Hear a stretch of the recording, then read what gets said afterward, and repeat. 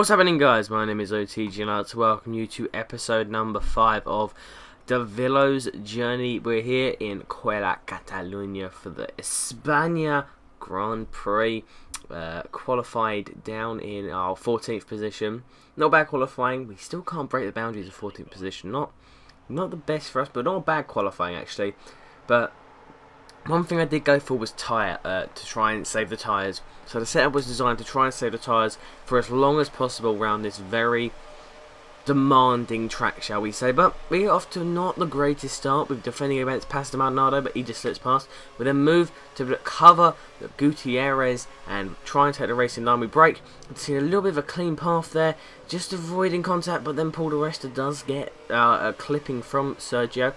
Now going around the outside of Grosjean, decides to cut to the inside, holds it well. Grosjean decides to not go for the move. Sutil doesn't have the grip to hold on, and Davilo just goes up the inside now. Here is Paul di Resta trying to go around the outside. He makes a little bit of contact, holds it well though, as he now tries to get the undercut on the inside, gets past two cars, but now he has to try and get Jenson Button. He sees Button and Vettel. Can he get one of them? Well, he's going around the outside of Button now. Button isn't risky enough to go up that for the inside move, and then he compromises his line there when he's trying to defend against Button, and he don't think he's going to catch up with Vettel, but he gives it a go. No curves, going to try and hog the slipstream. You can see he's keeping up with some good pace, breaking into the corner, and it looks highly unlikely that he's going to make it past Sebastian Vettel. So let's give him the lap 2. He goes a little bit wide onto the gravel, meaning that giving Sergio Perez a chance to come through. Now he's got to defend against Grosjean, just takes the middle line. Grosjean looks for the undercut, but he does hit his front wing on Davilo's side pod, but no major damage there done. Keeping hold of note, but it's now Grosjean who should have DRS, no, not DRS, sorry, but he should have a really fast car going around the back straight, and he'll have curves, so he'll have a lot more powerful engine. Even though both of these cars are on the Renault system, I think that the Lotus is more likely to get past. He's going to use the last fifth of his curves to try and gain a boost now. Using curves, didn't even see Grosjean come there.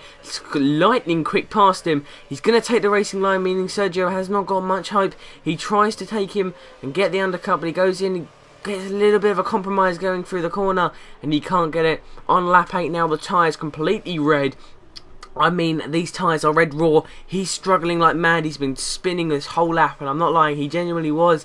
Going now into the pits, even almost loses it going into the pits there. But did you see that Jules Bianchi was down in 12th? Coming through into the pit stops now. Hopefully the team can get a really fast pit stop to come out ahead of all of them rivals. That's really what we want to see. We want to see him get past all of the people that are trying to doubt his authority. But he's held into the pits for 6.2 seconds as the Caterhams, Marussias and Toro Rossos enter. Jules Bianchi straight behind him. Jules, a fantastic race driver, as we already knew. But he should be at Sauber or Red Bull at this point because he's such a quality driver. But we're going to have to see where he comes out. But I can tell you that for some strange reason, Paul di Resta done a 2-stop and still got the points. Great driver, Paul di Resta. Sergio, after qualifying 14th, gains 3 positions, and he was told to finish 12th or above. He passed that, also beating his teammate, which is a great result for him. He gets 11th position, but I think he would have liked to have scored a minimum of a point there.